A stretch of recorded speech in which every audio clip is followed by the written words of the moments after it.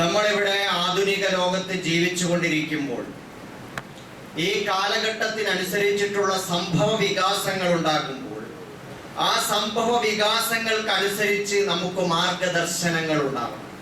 റസൂലുള്ളാഹി സ്വല്ലല്ലാഹു അലൈഹി വസല്ലം ജീവിച്ചിരിക്കുമ്പോൾ അവിടുത്തെ സഹാബാക്കൾ അവിടത്തോടൊപ്പം ചേർന്ന് നിൽക്കുമ്പോൾ അവിടെ ഉണ്ടാകുന്ന വ്യത്യസ്തമായ സംഭവങ്ങളും വ്യത്യസ്തമായ അവ്യക്തതകളും പ്രശ്നങ്ങളും അതിലൊക്കെ തന്നെ സമയാസമയങ്ങളിൽ ആയത്തുകൾ ഇറങ്ങി അവർക്ക് മാർഗദർശനം ചെയ്യുമായിരുന്നു.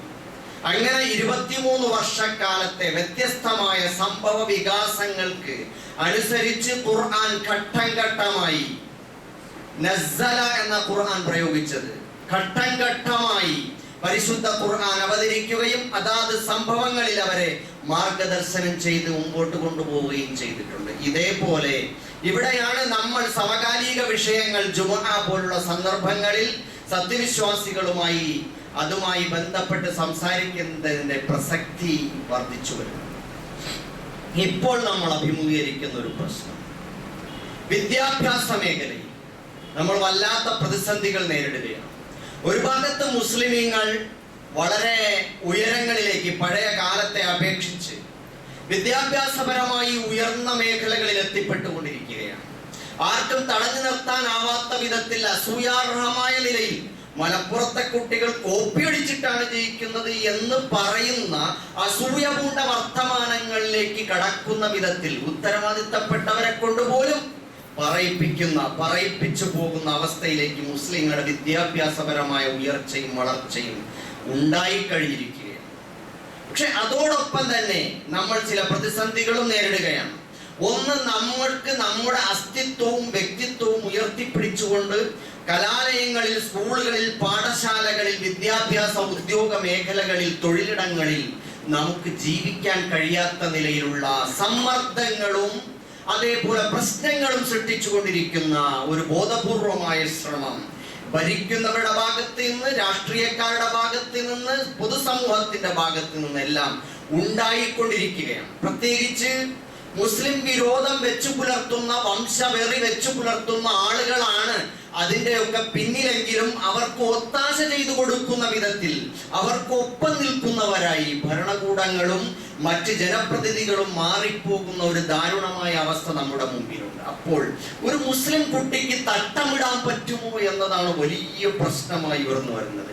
എത്രമാത്രം ഒരു ചെറിയ കഷ്ണം തുണി തലമറയ്ക്കുന്നതിനെ പറ്റിയാണ് ഈ വേവലാതികൾ. അതിലൂടെ അവർ ഉദ്ദേശിക്കുന്നത് ഇസ്ലാമിന്റെ ഒരു കടന്നുവരവിനെയും ഒരു ആദർശപരമായ അല്ലെങ്കിൽ ഒരു സാംസ്കാരികമായ അടയാളപ്പെടുത്തലിനെയും തകർക്കുക, അതിനെ മുളയിലെ നുള്ളുക, അവരെ തിരിഞ്ഞു നടക്കുന്നവരാക്കി തീർക്കുക എന്ന ഒരു ശ്രമത്തിന്റെ ഭാഗമായിട്ടുള്ള ഇടപെടലായിട്ടാണ് നമുക്ക് അനുഭവപ്പെടുന്നത്. അതേപോലെ ദേശീയ തലത്തിൽ നമ്മൾ നോക്കിയാൽ നാഷണൽ എഡ്യൂക്കേഷൻ പോളിസി NEP-യുടെ പേരിൽ പുതിയ ഒരു നമ്മുടെ രാജ്യത്ത് ഇതുവരെ ഉണ്ടായിട്ടുള്ള വിദ്യാഭ്യാസ നയത്തിന് അപ്പുറത്ത് വിരുദ്ധമായ നിലയിൽ പുതിയ തരത്തിലുള്ള ഒരു ദേശീയ വിദ്യാഭ്യാസ പദ്ധതി ആവിഷ്കരിച്ചിട്ട് അതിന്റെ ഭാഗമായി PM ശ്രീ എന്ന പേരിൽ വ്യത്യസ്ത സംസ്ഥാനങ്ങളുടേതായ തനതായ സ്വഭാവത്തിനും സംസ്കാരത്തിനും പ്രാദേശികതകൾക്കും അനുസരിച്ച് അനുഗുണമായിട്ടുള്ള ഒരു വിദ്യാഭ്യാസത്തിനപ്പുറം ദേശീയ ഗവൺമെന്റിന്റെ പ്രത്യേക വംശവിരോധത്തിൽ അധിഷ്ഠിതമായിട്ടുള്ള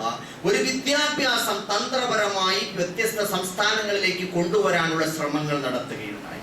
അതിന്റെ ഭാഗമായിട്ട് അവർ വിദ്യാഭ്യാസ രംഗത്ത് സംസ്ഥാനങ്ങൾക്ക് അനുവദിച്ചു കൊടുക്കുന്ന കോടിക്കണക്കിന് ഫണ്ട് അതിനെ തടഞ്ഞു വെച്ചിട്ട് ഭീഷണിപ്പെടുത്തുന്ന അവസ്ഥയുണ്ടായി. അതിൽ ചിലരൊക്കെ തന്നെ വീണുപോയി, ചിലരൊക്കെ തന്നെ അതിനെ അതിജീവിക്കാനുള്ള കരുത്ത് കാട്ടിയിട്ടുണ്ട്. പല സംസ്ഥാനങ്ങളും അതിനെ അതിജീവിക്കാനുള്ള കരുത്ത് കാട്ടിയിട്ടുണ്ട്.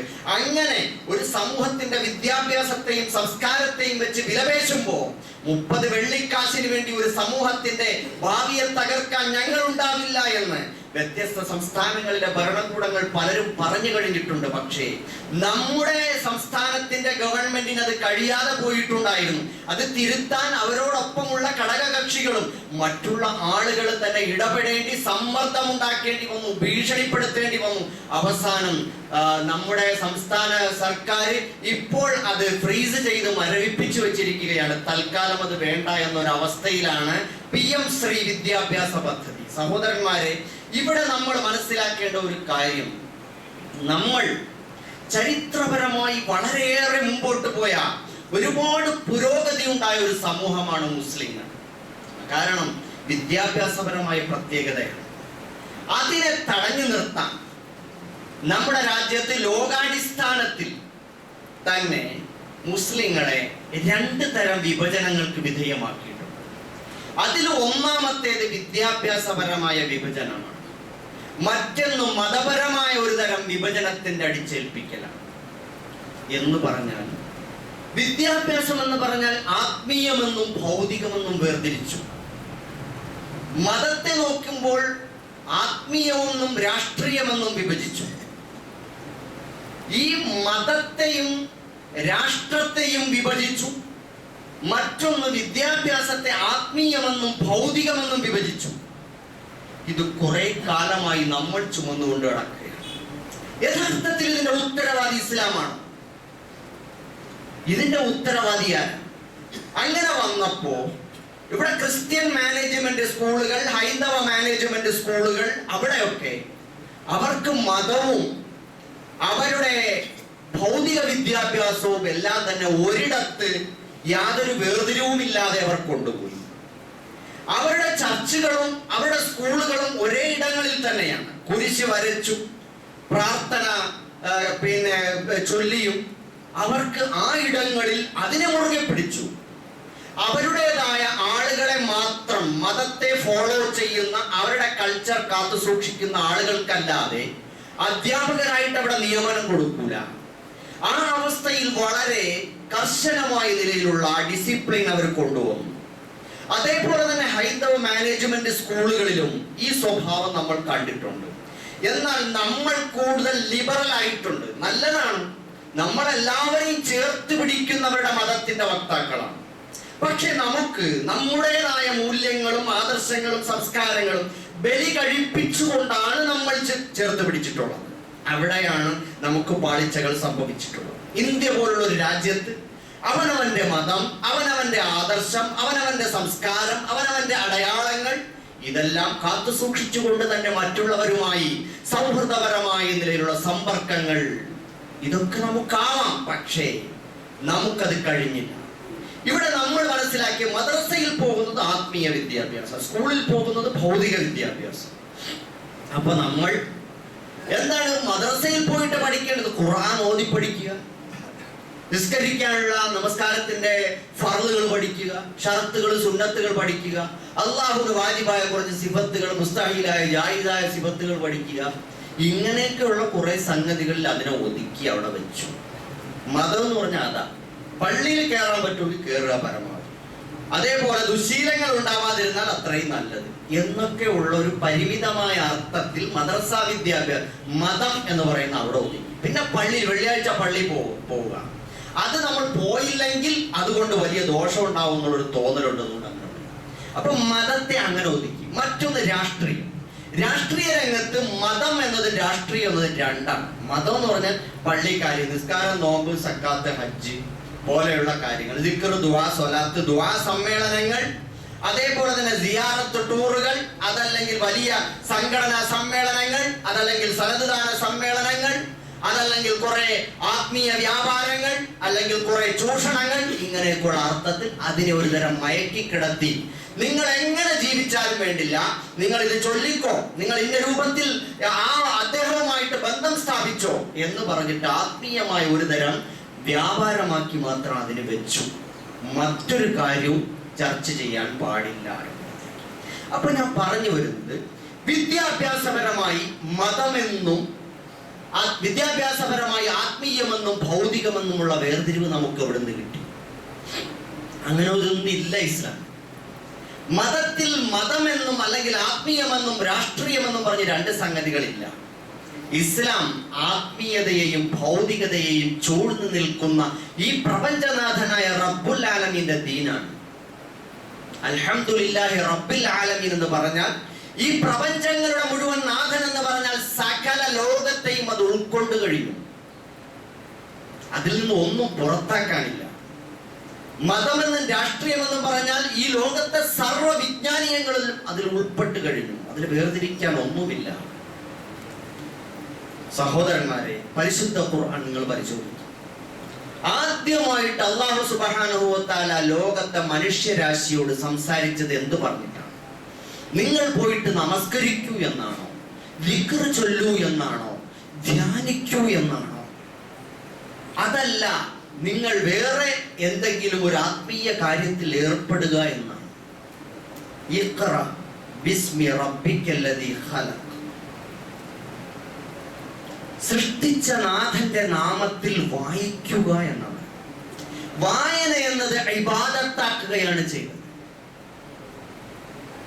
പഠനം, വിദ്യാഭ്യാസം എന്നത് ദൈവാരാധനയാണ് എന്ന് ലോകത്തോട് ആദ്യമായി പറഞ്ഞ ദീൻ, ലോകത്തിന്റെ നെറുകയിൽ നെഞ്ചു നിവർത്തി നിന്ന് ലോകത്തോട് വിളിച്ചു പറയാൻ പറ്റുന്ന ആത്മാഭിമാനത്തിന്റെ സന്ദേശമാണ് ഇഖ്റ, വായിക്കുക. അത് പുണ്യമുള്ള ഇബാദത്താണ് വായന. അറിവ് തേടുക, വിദ്യ അഭ്യസിക്കുക എന്ന് പറയും. എന്താണ് വായിക്കേണ്ടതെന്ന് ജിബ്രീൽ അലൈഹിസ്സലാം പറഞ്ഞോ? ഇല്ല. എന്തെങ്കിലും ഒരു കടലാസ് കഷ്ണം കൊണ്ട് വന്നിട്ടാണോ വായിക്കാൻ പറഞ്ഞത്? അല്ല. ഇഖ്റ ബിസ്മി റബ്ബിക്കല്ലദീ ഖലഖ്. അതിന്റെ മഫ്ഊൽ അവിടെ കാണൂല. എന്തിനെ വായിക്കണമെന്ന് കാണുന്നു? സൃഷ്ടിച്ച നാഥന്റെ നാമത്തിൽ വായിക്കുക. സൂചനകൾ അവിടെ ഉണ്ട് എന്ത് വായിക്കണം. ഇഖ്റ ബിസ്മി റബ്ബിക്കല്ലദീ ഖലഖ്, സൃഷ്ടിച്ച നാഥന്റെ നാമത്തിൽ വായിക്കുക. അല്ലദീ ഖലഖൽ ഇൻസാന മിൻ അലഖ്. ഇഖ്റ ബിസ്മി റബ്ബിക്കല്ലദീ ഖലഖ് ഖലഖൽ ഇൻസാന മിൻ അലഖ്. മനുഷ്യനെ ക്ലോട്ട് ഓഫ് ബ്ലഡ്, ബ്ലഡിന്റെ കട്ടയിൽ നിന്ന് സൃഷ്ടിച്ച, ഭ്രൂണത്തിൽ നിന്ന് സൃഷ്ടിച്ച നാഥന്റെ നാമത്തിൽ വായിക്കുക. ഇഖ്റ വ റബ്ബുക്കല്ലദീ അക്രം അല്ലദീ അല്ലമ ബിൽ ഖലം അല്ലമൽ ഇൻസാന മാ ലം യഅലം. പേന കൊണ്ട് എഴുത്തു പഠിപ്പിച്ച, പേന കൊണ്ട് പഠിപ്പിച്ച നിന്റെ നാഥന്റെ നാമത്തിൽ വായിക്കുക. നിന്റെ നാഥൻ അത്യുദാരനാണ്, ഭയങ്കര ഉദാരമായി അറിവ് തോന്നിപ്പിച്ചു കൊടുക്കുന്നവനാണ്. അവൻ മനുഷ്യന് മാലം യഅലം, അറിയാത്തതൊക്കെ പഠിപ്പിച്ചു കൊടുത്തവൻ. ഇവിടെ 3 തരം വായനകളാണ് അല്ലാഹു സുബ്ഹാനഹു വ തആല നമ്മുടെ മുന്നിൽ. 3 തരം വായനകളാണ് ഇവിടെ സൂചിപ്പിക്കുന്നത്. തഫ്സീറുകളൊക്കെ പരതുമ്പോൾ അതിൽ നിന്ന് നമുക്ക് മനസ്സിലാവും 3 തരം വായനകൾ. ഒന്ന് ഖിറാഅത്തുൻ കൗനിയ, പ്രാപഞ്ചികമായ ഒരു വായന. ഈ പ്രപഞ്ചത്തെ മുഴുവൻ വായിക്കണം. അള്ളാഹുവിന്റെ ഈ സൃഷ്ടി പ്രപഞ്ചത്തെ മുഴുവൻ നോക്കി പഠിച്ചിട്ട് അള്ളാഹു അതിൽ എഴുതി ചേർത്തിട്ടുള്ള, ലിഖിതം ചെയ്തിട്ടുള്ള അറിവുകളെ ചിന്ത കൊണ്ട് ആവാഹിച്ചെടുക്കണം. പ്രപഞ്ചത്തെ നോക്കി പഠിക്കണം. അഫല യൻദുറൂന, നിങ്ങൾ നോക്കുന്നില്ലേ, കാണുന്നില്ലേ, ചിന്തിക്കുന്നില്ലേ എന്ന അർത്ഥത്തിൽ ബുദ്ധി കൊണ്ട് വായിക്കണം. നോട്ടത്തിലൂടെ, ചിന്ത കൊണ്ട് വായിക്കണം. മറ്റൊന്നെന്താണ്? ഖിറാഅ നഫ്സിയ അല്ലെങ്കിൽ ഇൻസാനിയ, മാനവികമായ, മാനുഷികമായ, മനുഷ്യത്വപരമായ, മനുഷ്യരുമായി ബന്ധപ്പെട്ട. അല്ലാതെ ഖലഖൽ ഇൻസാന മിൻ അലഖ്, അലഖിൽ നിന്ന് മനുഷ്യനെ സൃഷ്ടിച്ച് വിസ്മയം കാണിച്ച പടച്ച തമ്പുരാൻ മനുഷ്യ സൃഷ്ടിപ്പിലേക്കാണ് ശ്രദ്ധ ക്ഷണിക്കുന്നത്.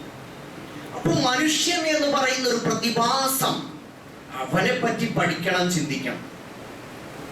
പിന്നെയോ ഇഖ്റ വ റബ്ബുക്കൽ അക്രം അല്ലദീ അല്ലമ ബിൽ ഖലം, പേന കൊണ്ട് പഠിപ്പിച്ച നാഥൻ അവൻ ആരാണ്? അവൻ അത്യുദാരനാണ്. പടച്ച റബ്ബ് മനുഷ്യന് ഇഷ്ടം പോലെ അക്രമായ അല്ലാഹു ഉദാരമായി അറിവുകൾ കൊടുത്തിട്ടുണ്ട്.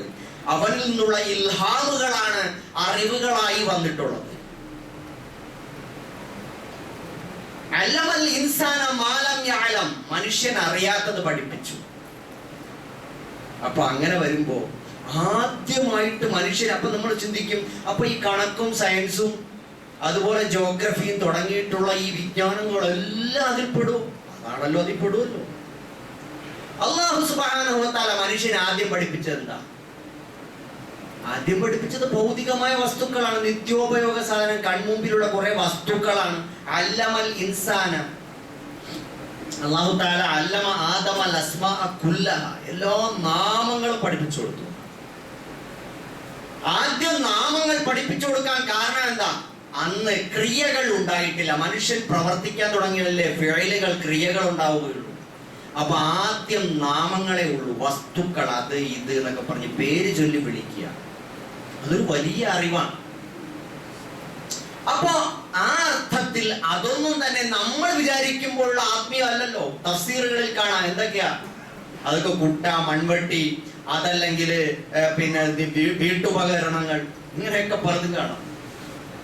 അപ്പൊ ആ അർത്ഥത്തിൽ മനുഷ്യന് ആത്മീയമെന്നോ ഭൗതികമെന്നോ വേർതിരിവില്ലാതെ ആദം നബി അലൈഹിസ്സലാം മുതൽ തന്നെ അറിവ് പഠിപ്പിച്ചു.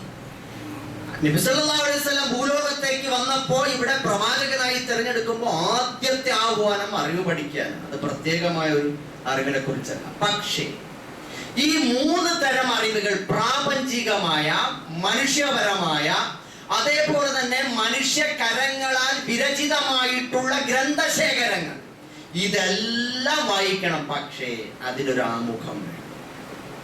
ബിസ്മി റബ്ബിക്കല്ലദീ ഖലഖ്, ബിസ്മി റബ്ബിക് എന്ന ഒരു ആമുഖം വേണം. എല്ലാ അറിവുകൾക്കും ഒരു ആമുഖം. ആ അറിവുകളുടെ മുഴുവനും കേന്ദ്ര ബിന്ദു അല്ലാഹ് എന്നതാണ്. ആ അല്ലാഹു എന്നത് പ്രാപഞ്ചികമായ, മാനുഷികമായ, അതുപോലെ ഗ്രന്ഥക്കൂട്ടുകളുടെ എല്ലാം കൂടി, ഗ്രന്ഥശേഖരങ്ങളുടെ എല്ലാ അറിവുകളെയും ഉൾക്കൊള്ളുന്ന അറിവുകളും നമ്മൾ സ്വന്തമാക്കണം. പക്ഷെ അതിനെന്ത് വേണം? അതിന് അല്ലാഹ് എന്ന ഒരു ആമുഖം വേണം. അല്ലാഹുവിന്റെ നാമത്തിലാണ് അറിവുകൾ സ്വന്തമാക്കുക. പടച്ചവനെ മുൻനിർത്തി വായിക്കുമ്പോൾ അവിടെ ഒരു എഡിറ്റിംഗ് നടക്കും. എന്ത് വേണം, എന്ത് വേണ്ട, പ്രയോജനകരമായതും പ്രയോജനരഹിതമായതും, ഗുണപരമായതും ദോഷകരമായതും, പടച്ചവന്റെ നിർദ്ദേശങ്ങൾ. അപ്പൊ ഈ 3 തരം വായനകളെയും സംയോജിപ്പിക്കുന്ന ആയാത്തുകളാണ് പരിശുദ്ധ ഖുർആൻ. അള്ളാഹുവിന്റെ സന്ദേശങ്ങൾ. അപ്പൊ എങ്ങനെ പ്രപഞ്ചത്തെ വായിക്കണം, എങ്ങനെ മനുഷ്യനെ വായിക്കണം, എങ്ങനെയാണ് മനുഷ്യകരങ്ങളാൽ വിരചിതമായിട്ടുള്ള, രചിക്കപ്പെട്ടിട്ടുള്ള വിജ്ഞാന ശേഖരങ്ങളെ വായിക്കേണ്ടത്, എല്ലാം അള്ളാഹുവിനെ മുൻനിർത്തി വേണം വായിക്കാൻ. ആ അള്ളാഹു നമ്മുടെ മുമ്പിൽ വെക്കുന്ന ഈ ലോകത്തിനപ്പുറമുള്ള, ഇപ്പൊ നമ്മുടെ മുമ്പിൽ തന്നെ ഈ പ്രപഞ്ചത്തിന് പരിധികളുണ്ട്, കാണാനും അറിയാനും നമുക്കറിയാമല്ലോ. ആകെ പ്രപഞ്ചത്തിന്റെ 4% നമുക്കറിയുള്ളൂ. ഇപ്പൊ 96% മറഞ്ഞു കിടക്കുകയാണ്. അല്ലാഹു സുബ്ഹാനഹു വ തആല അവൻ വളരെ കുറച്ചു മാത്രമേ നമുക്ക് അറിയിച്ചു തന്നിട്ടുള്ളൂ. അപ്പൊ ഇതിന്റെ എല്ലാം അപ്പുറത്ത് അദൃശ്യ പ്രപഞ്ചങ്ങളുണ്ട്. ആ അദൃശ്യ പ്രപഞ്ചങ്ങൾ, അതിനുമപ്പുറം പരലോകമുണ്ട്. ഇതെല്ലാം മറഞ്ഞു കിടക്കുക. അപ്പൊ ഇതെല്ലാം മനുഷ്യ ജീവിതത്തിന് ശേഷം, മരണാനന്തരം തുറക്കപ്പെടുന്ന ഒരു വിശാലമായ വിജ്ഞാന ലോകം, ഒരു വിജ്ഞാന ലോകമല്ല, ഒരു ജീവിത ലോകം നമ്മുടെ മുമ്പിൽ വരണം. ആ ലോകത്താണ് നമ്മുടെ രക്ഷാശിക്ഷകളുള്ളത്. ഈ ലോകത്തെ നമ്മുടെ ജീവിതം, ഇവിടെ പ്രപഞ്ചവുമായി ബന്ധപ്പെട്ടിട്ടുള്ള വിവിധ വിജ്ഞാനങ്ങൾ, അതിന്റെ പ്രപഞ്ചശാസ്ത്രവുമായി ബന്ധപ്പെട്ട് കോസ്മോളജി ആയാലും, ആസ്ട്രോണമി ആയാലും, ജിയോളജി ആയാലും, അതേപോലെ തന്നെ ക്ലൈമറ്റോളജി ആയാലും, എംബ്രിയോളജി ആയാലും, ഫിസിയോളജി ആയാലും, സൈക്കോളജി ആയാലും, സോഷ്യോളജി ആയാലും, അങ്ങനെ തുടങ്ങി മനുഷ്യൻ ഇപ്പോൾ സ്പെഷ്യലൈസ് ചെയ്തുകൊണ്ടിരിക്കുന്ന, അല്ലെങ്കിൽ ജനറലായി പഠിച്ചുകൊണ്ടിരിക്കുന്ന വിജ്ഞാന ശാഖകൾ, ഇതെല്ലാം ഇവിടെ നമ്മുടെ മുമ്പിലുണ്ട്. ആ വിജ്ഞാന ശാഖകളെ എല്ലാം നമ്മൾ മനസ്സിലാക്കുകയും പഠിക്കുകയും ചെയ്യുമ്പോൾ അതിനും അപ്പുറം ഇതെല്ലാം തന്നെ അർത്ഥവത്താകുന്നത് അല്ലാഹ് എന്ന ആശയം, അള്ളാഹുവിന്റെ വിശുദ്ധ കലാം, അവന്റെ സന്ദേശങ്ങൾ സ്വീകരിച്ചുകൊണ്ട് ഇതിനെയെല്ലാം, ഈ വിജ്ഞാനങ്ങളെയും ചിന്തകളെയും എഡിറ്റ് ചെയ്ത് പാരത്രിക ലോകത്തേക്ക് നീണ്ടു നിൽക്കുന്ന ഒരു മഹാ അറിവായി അതിനെ സൂക്ഷിക്കുമ്പോഴാണ്, അപ്പോഴാണ് ജീവിതത്തിന് അർത്ഥം ഉണ്ടാകുന്നത്, വിദ്യാഭ്യാസത്തിന് അർത്ഥം ഉണ്ടാകുന്നത്. അല്ലെങ്കിൽ മനുഷ്യൻ എന്ന് പറയുന്നത് ഒരുതരം മെറ്റീരിയലാണ്, പദാർത്ഥമാണ്. ഇവിടെ ഭൗതിക ശാസ്ത്രങ്ങൾ പരിചയപ്പെടുത്തിയത് മനുഷ്യൻ ഒരു ഭൗതികനാണ്. ഈ ലോകത്ത് ജനിക്കുന്നു, ജീവിക്കുന്നു, മരിക്കുന്നു, അങ്ങനെ പോകുന്നു. പക്ഷേ അല്ലാഹു സുബ്ഹാനഹു വ തആല പഠിപ്പിക്കുന്ന ഈ അറിവനുസരിച്ച്, ഈ നോളജ് അനുസരിച്ച് ഈ ലോകം, ഈ ഭൗതിക ശാസ്ത്രങ്ങൾ മുഴുവൻ നമ്മൾ അല്ലാഹുവിനെ മുൻനിർത്തി വായിക്കണം. അപ്പൊ എല്ലാത്തിന്റെയും കേന്ദ്രബിന്ദു അല്ലാഹു സുബ്ഹാനഹു വ തആലയായി തീരും. അപ്പോൾ അവിടെ ശരിയും തെറ്റും, ന്യായവും അന്യായവും, നീതിയും അനീതിയും എല്ലാം, സത്യവും അസത്യവും എല്ലാം അവിടെ വരും. അത് ഖുർആൻ പറഞ്ഞു തരുന്നത് പോലെ. മാത്രമല്ല, ഈ ലോകത്ത് അല്ലാഹു നമുക്ക് പറഞ്ഞു തരുന്ന ഖുർആനിക വിജ്ഞാനങ്ങൾ കൊണ്ട് ഇതിനെയെല്ലാം പുനർവായിക്കുമ്പോഴാണ് നമുക്ക് ജീവിതത്തിന് അർത്ഥം ഉണ്ടാവുന്നത്. പരലോകത്തേക്ക് കൂടി നീണ്ടു നിൽക്കുന്നതാണ് നമ്മുടെ ജീവിതം. അപ്പൊ ഇവിടെ നിന്നും ഇവിടത്തെ ജീവിതത്തെ കുറവുകളെ പൂരിപ്പിക്കാനുള്ള സ്ഥലമാണ് പരലോകം എന്ന് പറയുന്നത്. അപ്പോഴേ നമ്മുടെ ജീവിതത്തിന് അർത്ഥം ഉണ്ടാവും. സഹോദരന്മാരെ, ഇതനുസരിച്ച് നമ്മൾ നോക്കിയ ഇസ്ലാമിനൊരു ഗോൾഡൻ ഏജ് ഉണ്ടായിരുന്നു. ഗോൾഡൻ ഏജ് ഓഫ് ഇസ്ലാം 8 മുതൽ 13 നൂറ്റാണ്ട് വരെ. ഈ അർത്ഥത്തിലാണ് അക്കാലഘട്ടത്തിലെ പണ്ഡിതന്മാരും ചിന്തകന്മാരും എല്ലാം ഇഖ്റഇന്റെ ആഹ്വാനത്തെ ഏറ്റെടുത്തതെന്ന് കാണാം.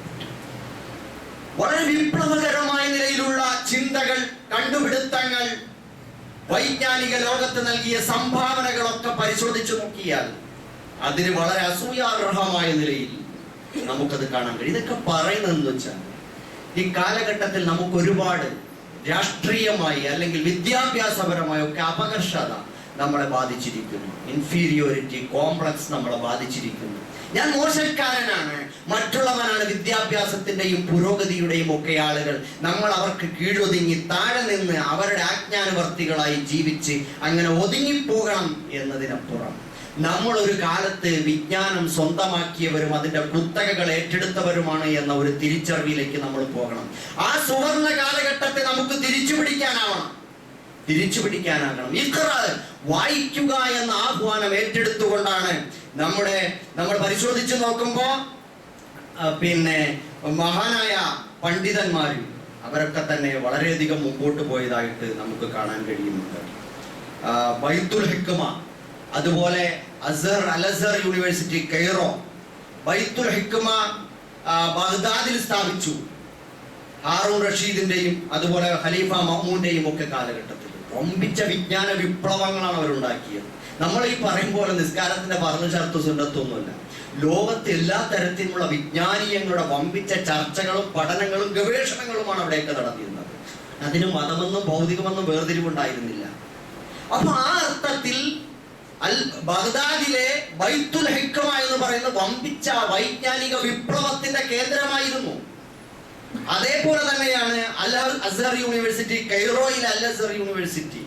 അതേപോലെ ചരിത്രത്തെ മുഴുവനും ഞെട്ടിപ്പിക്കുന്ന ഒരു വൈജ്ഞാനിക തലസ്ഥാനമായിരുന്നു കോർഡോവ എന്നറിയപ്പെടുന്ന സ്പെയിനിലെ വമ്പിച്ച ഗ്രന്ഥശേഖരങ്ങളും വമ്പിച്ച പഠനങ്ങളും ഗവേഷണങ്ങളും നടത്തിയിരുന്ന, ലോകത്തിന് യൂറോപ്പിന് തന്നെ മാർഗദർശനം നടത്തിയിരുന്ന, യൂറോപ്പിലേക്കുള്ള അറിവിന്റെ വാതിൽ എന്നറിയപ്പെട്ടിരുന്ന അത്തരം കേന്ദ്രങ്ങൾ ഒരു കാലഘട്ടത്തിൽ ഖുർആനിന്റെ ഇഖ്റ, വായിക്കുക എന്ന ആഹ്വാനം ഏറ്റെടുത്തുകൊണ്ട് സമൂഹത്തോട് സംവദിച്ച വൈജ്ഞാനിക ലോകത്ത് വമ്പിച്ച സംഭാവനകൾ അർപ്പിച്ച കേന്ദ്രങ്ങളായിരുന്നു എന്ന് നമ്മൾ മനസ്സിലാക്കേണ്ടതുണ്ട്. ഇവിടെ നമുക്കറിയാം അൽ ഖവാറസ്മി എന്നറിയപ്പെടുന്ന, എന്ന് നമുക്ക് ഭൗതിക ശാസ്ത്രത്തിലും എല്ലാം അറിയപ്പെടുന്ന അൽ ഖവാറസ്മി 780-ലും 850-നും ഇടയിൽ ജീവിച്ചിരുന്ന അദ്ദേഹം ഗണിതശാസ്ത്രത്തിന് അൽജിബ്ര എന്ന് പറയുന്ന സംഭാവന നൽകിയ ഒരു മഹാചിന്തകനാണ്. അൽ കിതാബുൽ മുഖ്തസർ ഫി ഹിസാബിൽ ജബരി വൽ മുഖാബല എന്ന് പറയുന്ന ഗണിതശാസ്ത്രവുമായി ബന്ധപ്പെട്ടിട്ടുള്ള വമ്പിച്ച വിപ്ലവം ഉണ്ടാക്കിയ ഒരു ഗ്രന്ഥമാണ് അൽജബർ എന്ന് പറയുന്നത്. ഇന്ന് മോഡേൺ ലോകത്ത്, ആധുനിക ലോകത്ത് എല്ലാവരും അംഗീകരിക്കുന്ന വലിയ ഒരു വിപ്ലവ, വൈജ്ഞാനിക ലോകത്തെ വിപ്ലവം സൃഷ്ടിച്ച, ഒരു കണ്ടുപിടുത്തം നടത്തിയ ഒരു ചിന്തകനാണ്, ഒരു ശാസ്ത്രജ്ഞനാണ് അൽ ഖവാറസ്മി എന്നറിയപ്പെടുന്നത്. അദ്ദേഹത്തിനെ പ്രചോദിപ്പിച്ചത് പരിശുദ്ധ ഖുർആനാണ്. ഇന്നാ കുല്ല ഷൈഇൻ ഖലഖനാഹു ബിഖദർ. നാം എല്ലാ വസ്തുക്കളെയും എല്ലാത്തിനെയും സൃഷ്ടിച്ചിട്ടുള്ളത് ഒരു അളവിലും അനുപാതത്തിലുമാണ് എന്ന ഒരു സംഗതിയാണ്. അതിനുശേഷം അദ്ദേഹത്തിന് ശേഷം അൽ ഖർജി 10-ാം നൂറ്റാണ്ടിലും അതുപോലെ ഉമർ ഖയ്യാം 12-ാം നൂറ്റാണ്ടിലും തൂസി 13-ാം നൂറ്റാണ്ടിലുമെല്ലാം ആ വിജ്ഞാനീയങ്ങളെ വീണ്ടും പുനർഗവേഷണങ്ങൾ നടത്തിയിട്ട് പുതിയ പുതിയ കണ്ടുപിടുത്തങ്ങളും അതേപോലെ അതിന്റെ വികാസങ്ങളും ഒക്കെ നടത്തിയിട്ടുള്ളതായിട്ട് നമുക്ക് കാണാൻ കഴിയും. ഇതാണ് യൂറോപ്പ് പിന്നീട് ഏറ്റെടുത്തിട്ടുള്ളത്. നിങ്ങൾ നോക്കൂ, ഇബ്നു റുഷ്ദ് 1126-നും 1198-നും ഇടയിൽ ജീവിച്ചിരുന്ന ഇബ്നു റുഷ്ദ് തത്വശാസ്ത്ര രംഗത്തും ന്യായശാസ്ത്ര രംഗത്തും ബുദ്ധിയും വെളിപാടും തമ്മിലുള്ള ബന്ധത്തെ പറ്റിയും ഒക്കെ ഗവേഷണം ചെയ്തുകൊണ്ട് ഇബ്നു റുഷ്ദ് വമ്പിച്ച സംഭാവനകളാണ് ലോകത്ത് വെച്ചത്. ഇന്ന ഫീ ഖൽഖിസ് സമാവാതി വൽ അർദ് വഖ്തിലാഫിൽ ലൈലി വൻ നഹാർ ലആയാത്തിൽ ഉലിൽ അൽബാബ് പോലെയുള്ള ആയത്തുകൾ, അഥവാ ഈ ആകാശഭൂമികളെ സൃഷ്ടിച്ചതിലും രാവും പകലും മാറി മാറി വരുന്നതിലും ചിന്തിക്കുന്നവർക്ക് ബുദ്ധിമാന്മാർക്ക് ദൃഷ്ടാന്തങ്ങളുണ്ട് എന്ന് പറയുന്ന വളരെ ചിന്തോദ്ദീപകമായ അള്ളാഹുവിന്റെ വചനങ്ങൾ അത് കേട്ട് സ്തബ്ധനായി അതിനെപ്പറ്റി ഗവേഷണം ചെയ്തുകൊണ്ടാണ് അദ്ദേഹം അതിനെക്കുറിച്ചിട്ടുള്ള പഠനങ്ങൾ നടത്തിയിട്ടുള്ളതെന്ന് കാണാൻ പറ്റും. ഇബ്നു ഖൽദൂൻ നമുക്കറിയാം, അദ്ദേഹം ചരിത്രത്തിലും സാമൂഹ്യ ശാസ്ത്രത്തിലും രാഷ്ട്രമീമാംസയിലും എല്ലാം തന്നെ അദ്ദേഹത്തിന്റെ അൽ മുഖദ്ദിമ എന്നറിയപ്പെടുന്ന ആ വിജ്ഞാന ശേഖരം, വലിയ ഗ്രന്ഥം ലോകത്ത് മുഴുവൻ ചർച്ചയായിട്ടുള്ളതാണ്. അദ്ദേഹം വമ്പിച്ച സംഭാവനയാണ്. സാമൂഹ്യ ശാസ്ത്രത്തിന്റെ ഫാദർ എന്നറിയപ്പെടുന്ന ഫാദർ ഓഫ് സോഷ്യോളജി എന്നാണ് അദ്ദേഹം അറിയപ്പെടുന്നത്.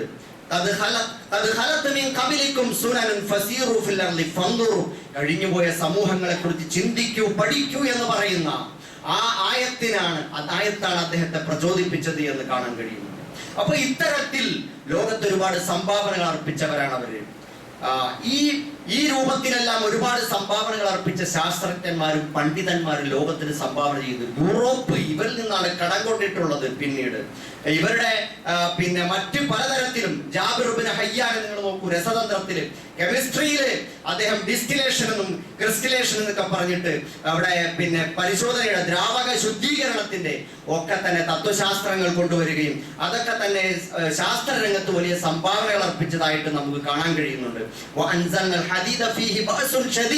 ഇരുമ്പ് അത് നാം ഇറക്കിയിരിക്കുന്നു, അതിൽ ഒരുപാട് ശക്തിയുണ്ട് എന്നൊക്കെ പറയുന്ന ആയത്താണ് അദ്ദേഹത്തിന് അത് പ്രചോദനമായിട്ടുള്ളത് എന്ന് ചരിത്രത്തിൽ കാണുന്നുണ്ട്. ഇബ്നുൽ ഹൈസം 965-ലും 1040-നും ഇടയിൽ ജീവിച്ചിരുന്ന അദ്ദേഹത്തിന്റെ ഓപ്റ്റിക്സ് പ്രകാശശാസ്ത്രത്തിൽ അദ്ദേഹം ഗവേഷണം ചെയ്തു. കിതാബുൽ മനാദിർ അദ്ദേഹം രചിച്ചു. ദൃശ്യബോധത്തിന്റെ ശാസ്ത്രീയ ആധാരത്തെക്കുറിച്ച് ക്യാമറ ഒബ്സിക്യൂറയുടെ പിതാവ് എന്നാണ് അദ്ദേഹം അറിയപ്പെടുന്നത്. അല്ലാഹു നൂറുസ് സമാവാതി വൽ അർദ് എന്ന് പറയുന്ന പ്രകാശത്തെ കുറിച്ച് പറയുന്ന അള്ളാഹുവും പ്രകാശവുമായി ബന്ധിപ്പിച്ചുകൊണ്ട് പറയുന്ന ആയത്തുകളുടെ ഗവേഷണത്തിന്റെ അടിസ്ഥാനത്തിലാണ് അദ്ദേഹത്തിന് ഇത് പ്രചോദനം ഉണ്ടായത് എന്ന് പറയുന്നു. അൽ ബിറൂനി 973-നും 1048-നും ഇടയിൽ ജീവിച്ചിരുന്ന അദ്ദേഹം ഭൂവിജ്ഞാനത്തെ കുറിച്ച്, ജ്യോതിശാസ്ത്രത്തെ കുറിച്ച്, ഭൗതിക ശാസ്ത്രത്തെ കുറിച്ച് ഗവേഷണം ചെയ്തു. ഭൂമിയുടെ ചുറ്റളവും അതിന്റെ ചെരിവും കൃത്യമായും അളന്ന് ലോകത്തോട് വിളിച്ചു പറഞ്ഞ മനുഷ്യനാണ്. എല്ലാ ജുമായ്ക്കും നമ്മൾ കേൾക്കുന്നുണ്ട്, നിങ്ങൾ ചിന്തിക്കുന്നില്ലേ എങ്ങനെയാണ് ഈ ഭൂമിയെ പരത്തപ്പെട്ടതെന്ന് നിങ്ങൾ ചിന്തിക്കുന്നില്ലേ എന്ന് നമ്മൾ എപ്പോഴും കേട്ടുകൊണ്ടിരിക്കുന്നു. പക്ഷെ ഒരു ശാസ്ത്ര മനസ്സിനത് കേട്ടപ്പോ അദ്ദേഹത്തിന് ഭൂമിയുടെ ചുറ്റളവും ചരിവും കണ്ടുപിടിക്കാൻ അത് പ്രചോദനമായി തീർന്നു എന്നാണ് അദ്ദേഹം പറയുന്നത്. അതുപോലെ ഇബ്നു സീന അവിസന്ന എന്നറിയപ്പെടുന്ന ശാസ്ത്രജ്ഞൻ 980-നും 1037-നും ഇടയിൽ ജീവിച്ചിരുന്ന മെഡിസിനിലും ഫിലോസഫിയിലും അദ്ദേഹം വലിയ സംഭാവനകൾ അർപ്പിച്ചു. അൽ ഖാനൂനു ഫി തിബ്, ദ കാനൻ ഓഫ് മെഡിസിൻ എന്ന് ഇന്ന് ശാസ്ത്ര ലോകത്ത് വൈദ്യശാസ്ത്ര മേഖലയിൽ അറിയപ്പെടുന്ന ആധികാരികമായ ഗ്രന്ഥത്തിന്റെ രചയിതാവും ആ ചിന്താധാര മുമ്പോട്ട് വെച്ചതുമായ മനുഷ്യൻ.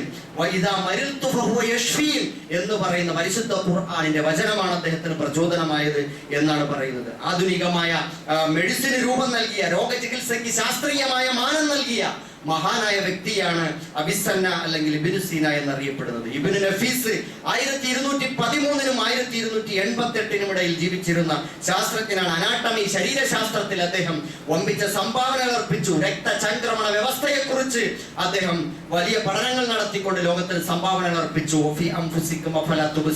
നിങ്ങളുടെ ശരീരത്തെ പറ്റി നിങ്ങൾ ചിന്തിക്കുന്നില്ലേ എന്ന് ഖുർആൻ ചോദിക്കുന്ന ആയത്താണ് അദ്ദേഹത്തിന് പ്രചോദനമായത് എന്ന് പറയുന്നു. സഹോദരന്മാരെ, ഈ അർത്ഥത്തിൽ ഒരു കാലഘട്ടത്തെ മുഴുവൻ ത്രസിപ്പിച്ചിരുന്ന, അവരുടെ ബൗദ്ധിക മണ്ഡലത്തെ മുഴുവൻ കീഴടക്കിയിരുന്ന ഉണ്ടായിരുന്നത് മുസ്ലിം ലോകമായിരുന്നു. അവർക്കൊരു ഗോൾഡൻ ഏജ് ഉണ്ടായിരുന്നു, ഒരു സുവർണ കാലഘട്ടം ഉണ്ടായിരുന്നു. അതിന് പ്രചോദനമായത് പരിശുദ്ധ ഖുർആൻ. ഇഖ്റ ബിസ്മി റബ്ബിക്കല്ലദീ ഖലഖ്, സൃഷ്ടിച്ച നാഥന്റെ നാമത്തിൽ വായിക്കുക, പ്രപഞ്ചത്തെ വായിക്കുക, മനുഷ്യനെ വായിക്കുക, മനുഷ്യ തൂലികകളാൽ പേനകളാൽ വിരചിതമായിട്ടുള്ള ഗ്രന്ഥക്കെട്ടുകൾ വായിക്കുക. പക്ഷേ അത് നിന്റെ നാഥന്റെ നാമത്തിൽ വായിക്കുക. ആ നാഥന്റെ നാമത്തിൽ എഡിറ്റ് ചെയ്ത് വായിച്ചുകൊണ്ട് നീ ലോകത്ത് വലിയ വലിയ മാറ്റങ്ങൾ, മനുഷ്യന് സുഖകരമായി ജീവിക്കാൻ പറ്റുന്ന നിലയിലുള്ള വിജ്ഞാന ശാഖകൾ കണ്ടുപിടിച്ച് അവർക്ക് ഈ ലോകത്ത് നീതിയും നാഗരികതയും പുരോഗതിയും സംസ്കാരവും എല്ലാം ഒരുക്കി കൊടുത്തുകൊണ്ട് ലോകത്തെ മനോഹരമാക്കി തീർക്കാനാണ് അല്ലാഹു തആല പരിശുദ്ധ ഖുർആൻ അവതരിപ്പിച്ചിരിക്കുന്നത്. അതിലൂടെ പാരത്രികമായ വിജയമാണ്. അപ്പോ വിജ്ഞാനം എന്ന് പറയുന്നത് അത് ഭൗതികമെന്നും ആത്മീയമെന്നും വെട്ടിമുറിച്ച് രണ്ടാക്കി പകുത്ത് കയ്യിൽ തരുമ്പോൾ ഏറ്റെടുക്കാൻ നിൽക്കുന്ന മണ്ടന്മാരായി വിഡ്ഢികളായി നമ്മൾ മാറരുത്. മറിച്ച് നമ്മൾ എന്താ വിചാരിക്കുന്നു, ആത്മീയ വിദ്യാഭ്യാസം നേടിയവന് ഭൗതികതയുമായി യാതൊരു ബന്ധവുമില്ല, ഭൗതിക ജീവിക്കുന്ന ലോകവുമായി അവനൊരു ബന്ധവുമില്ല. ഉസ്താദുമാർ, പണ്ഡിതന്മാർ പലരും പഴയ കാലത്ത് നിന്ന് ഉണർന്നു വരുന്നു. അൽഹംദുലില്ലാഹ്, ആധുനിക ലോകത്ത് എല്ലാത്തരം സംഘടനകളും അവരുടെ വിദ്യാഭ്യാസ സ്ഥാപനങ്ങളിൽ ഏറ്റവും ഉയർന്ന വിദ്യാഭ്യാസം കൊടുത്തുകൊണ്ടിരിക്കുകയാണ്. ഇന്ന് രണ്ടും തിരിയുന്നവരാണ്. ഇന്ന് ഇസ്ലാമിനെ ആക്ഷേപിക്കുന്നവർക്ക് മുമ്പിൽ നെഞ്ചു നിവർത്തിക്കൊണ്ട് എന്താണ് ഇസ്ലാമിന് പ്രശ്നം എന്ന് ചോദിക്കാൻ ആൺകുട്ടികളായ പണ്ഡിതന്മാർ എഴുന്നേറ്റ് വന്നുകൊണ്ടിരിക്കുക.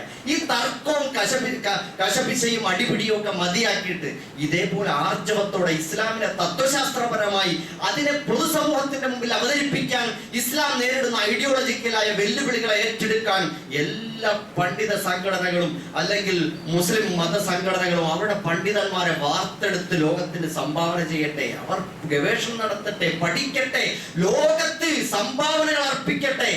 ഇന്നിപ്പോ മറുഭാഗത്ത് ഇസ്ലാമിനെ പ്രാകൃതമായി അവതരിപ്പിച്ചുകൊണ്ടിരിക്കുന്ന ആളുകളൊക്കെ തന്നെ അവർ പത്തിമടക്കി ഒളിക്കാൻ നിർബന്ധിതരാവുകയാണ്. അവരൊക്കെ പറഞ്ഞുകൊണ്ടിരുന്ന ശാസ്ത്രത്തെ തിരുത്താൻ മാത്രം നമ്മുടെ ആളുകൾ കെൽപ്പുള്ളവരായി മാറിക്കൊണ്ടിരിക്കുകയാണ്. കാരണം എന്താണ്?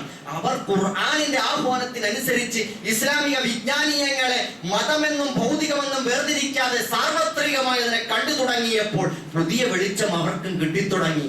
അങ്ങനെ അവർ അതിൽ മുമ്പന്മാരായി മാറിക്കൊണ്ടിരിക്കുകയാണ്. അൽഹംദുലില്ലാഹ്, അവരെല്ലാം അള്ളാഹു ഉന്നതങ്ങളിലേക്ക് എത്തിക്കുമാറാകട്ടെ എന്ന് നമുക്ക് പ്രാർത്ഥിക്കാം. സഹോദരന്മാരെ, ആ അർത്ഥത്തിൽ ഇസ്ലാമിനെ പുതിയ കാലത്തിനനുസരിച്ച് നമുക്ക് പുതിയ വിജ്ഞാന മേഖലകളിലേക്ക് കൊണ്ടുപോകാനുള്ള വമ്പിച്ച വൈജ്ഞാനികമായ വിപ്ലവങ്ങൾ, കുതിച്ച് ചാട്ടങ്ങൾ ഉണ്ടാക്കാൻ നമ്മുടെ ആണിനും പെണ്ണിനും സാധിക്കണം. ആ അർത്ഥത്തിൽ നമുക്ക് മുമ്പോട്ട് പോകാൻ കഴിയണം. പക്ഷേ മതം നേടിയവർ ഭൗതികതയില്ലാത്തവരും ഭൗതിക വിദ്യാഭ്യാസം നേടിയവർ മതമില്ലാത്തവരുമായി മാറിപ്പോകരുത്. ഇത് നമ്മുടെ കാഴ്ചപ്പാടിന്റെ പ്രശ്നമാണ്. ഭൗതിക വിദ്യാഭ്യാസം നേടിയവൻ മകനെവിടെയാണ്? അവനങ്ങ് യൂറോപ്പിലാണ്, അവൻ ലണ്ടനിലാണ്, അമേരിക്കയിലാണ്, അവനങ്ങ് സൗത്ത് ആഫ്രിക്കയിലാണ്. ഇങ്ങനെയൊക്കെ പറഞ്ഞു അവൻ രക്ഷപ്പെട്ടു. എന്താ രക്ഷപ്പെട്ടതവൻ? അവൻ അല്ലാഹ് അറിയില്ല, റസൂൽ അറിയില്ല, ആഖിറത്തെ കുറിച്ച് ചിന്തയില്ല, പരിശുദ്ധ ഖുർആന്റെ ABCD അറിയില്ല, അലിഫ്ബ അറിയില്ല. ഇവൻ എന്ത് വിജ്ഞാനം നേടിയത്? പൊട്ടനാണ് അവൻ, ഒന്നിനെ കൊള്ളൂല. അവനെന്താ? അവനൊരു ഭൗതിക ജീവിയാണ്, ഒരു ഭൗതിക ജീവി, ശരീരത്തിൽ മാത്രം വിശ്വസിക്കുന്നവൻ. തിന്നുക, കുടിക്കുക, ഉറങ്ങുക, സുഖിക്കുക, ഭോഗിക്കുക, പണം ഉണ്ടാക്കുക, ധൂർത്തടിക്കുക, ഉല്ലസിക്കുക, ആനന്ദിക്കുക, അർമാദിക്കുക, അഹങ്കരിക്കുക, പൊങ്ങച്ചം കാണിക്കുക. ഇതിലപ്പുറം വല്ലതുണ്ടോ സഹോദരന്മാരെ? ഒന്നുമില്ല. ജീവിതത്തിന് അർത്ഥം കൊടുക്കണമെങ്കിൽ ബിസ്മി റബ്ബി, നിന്റെ നാഥന്റെ നാമത്തിലുള്ള ഒരു റീഡിംഗ് അത് നിന്റെ ജീവിതത്തിലേക്ക് ചേർത്ത് വെക്കണം. അള്ളാഹുവിനെ കൊണ്ടുവരണം, റസൂലിനെ കൊണ്ടുവരണം. ഈ ഭൗതിക ജീവിതത്തിന്റെ അതിർത്തികൾക്ക് അപ്പുറത്തേക്ക് ആഖിറത്തിൽ നോക്കാനുള്ള രകക്കണ്ണ് തുറക്കണം. അപ്പോഴാണ് ജീവിതത്തിന് അർത്ഥമുണ്ടായിത്തീരുന്നത്. റസൂലുള്ളാഹി സ്വല്ലല്ലാഹു അലൈഹി വസല്ലം പറഞ്ഞു, അൽ ഹിക്മത്തു ളല്ലത്തുൽ മുഅ്മിൻ, അൽ ഹിക്മത്തു ളല്ലത്തുൽ മുഅ്മിൻ ഹൈസു വജദഹ ഐനമാ വജദഹ ഫഹുവ അഹഖു ബിഹാ, റവാഹു തിർമിദി. റസൂലുള്ളാഹി സ്വല്ലല്ലാഹു അലൈഹി വസല്ലം പറഞ്ഞു, ആരാണോ അൽ ഹിക്മത്തു ളല്ലത്തുൽ മുഅ്മിൻ, അറിവ്, നോളജ്, അത് ഒരു സത്യവിശ്വാസിയുടെ കൈമോശം വന്ന കളഞ്ഞുപോയ സ്വത്താണ്. കൈമോശം വന്ന സ്വത്താണ്. മുഅ്മിനാണോ നീ? ലോകത്തെ എവിടെയൊക്കെയോ അറിവുകൾ കിടപ്പുണ്ട്. അതിനെ ഐനമ വജദഹ, ആരതിനെ അവൻ എവിടെ വെച്ച് കണ്ടുകിട്ടിയോ ഇവിടെ നിനക്കുള്ളതാണ് അറിവ് എന്ന് പറഞ്ഞാൽ നമുക്ക് സ്വന്തമാണ് അല്ലാഹു ഈ ലോകത്ത് ഭൂലോകത്ത് വാരി വിതറിയിരിക്കുന്ന അറിവുകൾ. അത് പ്രാപഞ്ചികമായി മനുഷ്യനുമായി ബന്ധപ്പെട്ട്, പ്രപഞ്ചശാസ്ത്രവുമായി ബന്ധപ്പെട്ട്, തത്വശാസ്ത്രവുമായി ബന്ധപ്പെട്ട് അതേപോലെ തന്നെ സാമ്പത്തിക ശാസ്ത്രവുമായി ബന്ധപ്പെട്ട്, മനഃശാസ്ത്രവുമായി ബന്ധപ്പെട്ട്, സാമൂഹ്യ ശാസ്ത്രവുമായി ബന്ധപ്പെട്ട്, ദൈവശാസ്ത്രവുമായി ബന്ധപ്പെട്ട് എന്തൊക്കെ അറിവുകൾ ലോകത്തുണ്ടോ അതെല്ലാം നിനക്കുള്ളതാണ്. നീ ഇങ്ങനെ തേടിപ്പിടിച്ച് നടക്കണം.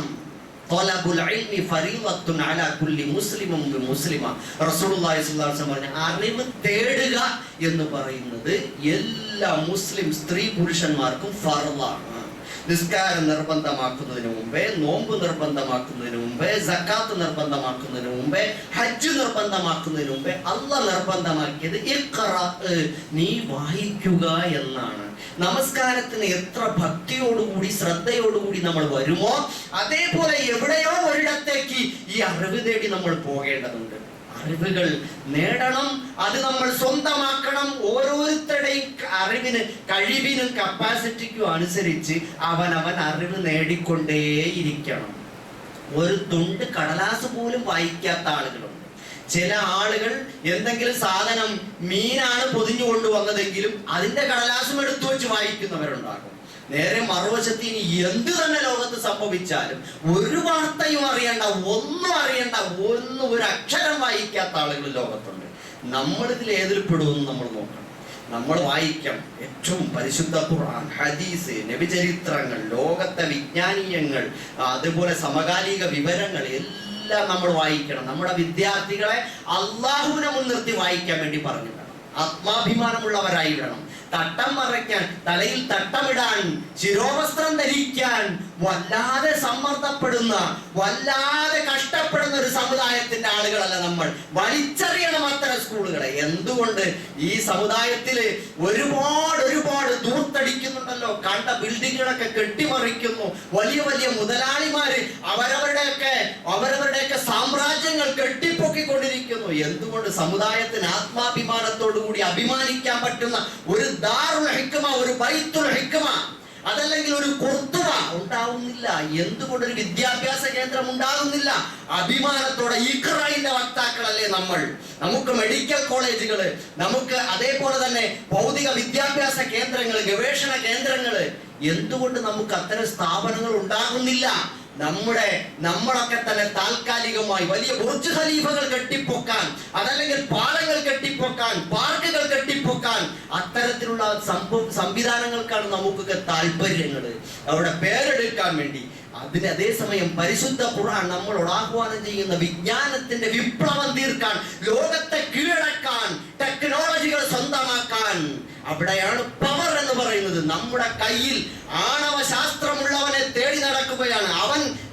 അവൻ പറയുന്ന പരിധിയിൽ മറ്റ് രാഷ്ട്രങ്ങൾ നിൽക്കും. എന്റെ കയ്യിൽ ടെക്നോളജി ഉണ്ടെന്ന് കണ്ടാൽ, എന്റെ കയ്യിൽ നോളജ് ഉണ്ടെന്ന് കണ്ടാൽ അവിടേക്കാണ് ലോകം ഞെട്ടുന്നത്. അവന്റെ മുമ്പിലാണ് അവൻ കീഴടങ്ങുന്നത്. അതാണ് ആ അല്ലാഹു സുബ്ഹാനഹു വ തആല ആ ആത്മീയം, ആഭ്യന്തരപരമായിട്ടുള്ള ആ രഹസ്യമാണ്.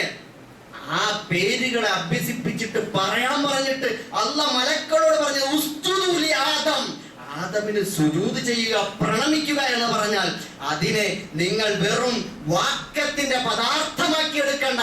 അതിന്റെ അപ്പുറം അറിവുള്ളവന്റെ, ടെക്നോളജി ഉള്ളവന്റെ മുമ്പിൽ ലോകം കീഴടങ്ങും. അത് മലക്കാണെങ്കിൽ പോലും കീഴടങ്ങുമെന്നാണ് അതിന്റെ അർത്ഥം. അതുകൊണ്ട് സഹോദരന്മാരെ, വ്യക്തികളാണെങ്കിലും സമൂഹങ്ങളാണെങ്കിലും അതേപോലെ തന്നെ ദേശങ്ങളാണെങ്കിലും രാഷ്ട്രങ്ങളാണെങ്കിലും നമ്മൾ അറിവിലൂടെ, ടെക്നോളജിയിലൂടെ അള്ളാഹുവിനെ മുൻനിർത്തി വായിച്ചുകൊണ്ട്, പരലോകത്തെ മുൻനിർത്തി പഠിച്ചുകൊണ്ട് മുമ്പോട്ട് പോകാൻ നമ്മൾ തയ്യാറാകണം. അല്ലാഹു സുബ്ഹാനഹു വ തആല അതിന് നമുക്കേവർക്കും തൗഫീഖ് തരുമാറാകട്ടെ. ഇതൊക്കെ പറയുന്നത് ഒരു ലോകമാണ് നമ്മുടെ മുമ്പിലുള്ളത്. ചാണകത്തിൽ നിന്ന് സ്വർണം കിട്ടും, അതുപോലെ മൂത്രത്തിൽ നിന്നും ക്യാൻസറിനുള്ള മരുന്ന് നിങ്ങൾക്ക് കിട്ടും. അതേപോലെ തന്നെ പുഷ്പക വിമാനം കണ്ടുപിടിച്ചു, അവരാണ് ഇവിടത്തെ ഏറ്റവും ആദ്യമായി വിമാനം കണ്ടുപിടിച്ചവര്. ഇങ്ങനെയൊക്കെ പറഞ്ഞിട്ട് തലതിരിഞ്ഞ വിദ്യാഭ്യാസം, ദേശീയ വിദ്യാഭ്യാസത്തിന്റെ പേരിൽ പതുക്കെ കടന്നു വരികയാണ്. ഇവിടെ ഗാന്ധിജിയെ കൊന്നവൻ, രാഷ്ട്രപിതാവിനെ വെടിവെച്ച് കൊന്ന ഗോഡ്സെ ദേശീയ പുരുഷനായി അല്ലെങ്കിൽ ഇവിടുത്തെ രാഷ്ട്രപിതാവായി ആദരിക്കപ്പെടുന്ന ഒരു നാളെ വരാനിരിക്കുന്നുണ്ട്. അതേപോലെ തന്നെ ബ്രിട്ടീഷുകാരന്റെ കാല് നക്കിയ സവർക്കറെ ഇവിടുത്തെ ദേശീയ പുരുഷനായി രാഷ്ട്രശില്പിയായി ഇവിടെ വരാൻ പോകുന്നുണ്ട്. അതേപോലെ തന്നെ വർണ്ണാശ്രമ സിദ്ധാന്തം ഇവിടുത്തെ ജനങ്ങളെ വർണ്ണത്തിന്റെയും വർഗത്തിന്റെയും മേൽ തട്ടുകളായി തിരിച്ച് നീ അന്യനാണ് എന്ന് പറഞ്ഞുകൊണ്ട് അവരെ ചവിട്ടിപ്പുറത്താക്കപ്പെടുന്ന വംശവെറിയുടെ വിദ്യാഭ്യാസം ഇവിടെ വരാൻ പോകുന്നുണ്ട്. അതുകൊണ്ട് നമ്മുടെ വിദ്യാഭ്യാസവും നമ്മുടെ സുവർണ കാലഘട്ടത്തിൽ നമ്മൾ നേടിയെടുത്ത വിജ്ഞാനങ്ങളിലേക്കും നമുക്ക് തിരിച്ചു പിടിക്കാനും വിജ്ഞാന ലോകത്തെ വിപ്ലവങ്ങൾ സൃഷ്ടിച്ച് ലോകത്തെ കീഴടക്കാനും നമുക്ക് സാധിക്കണം. അതിൽ നമ്മൾ മുമ്പോട്ട് പോകണം.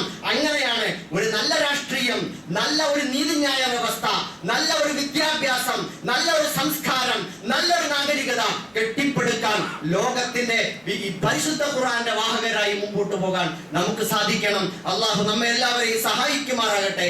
റബ്ബനാ തഖബ്ബൽ മിന്നാ ഇന്നക അന്ത സമീഉൽ അലീം വതുബ് അലൈനാ ഇന്നക അന്ത തവ്വാബുർ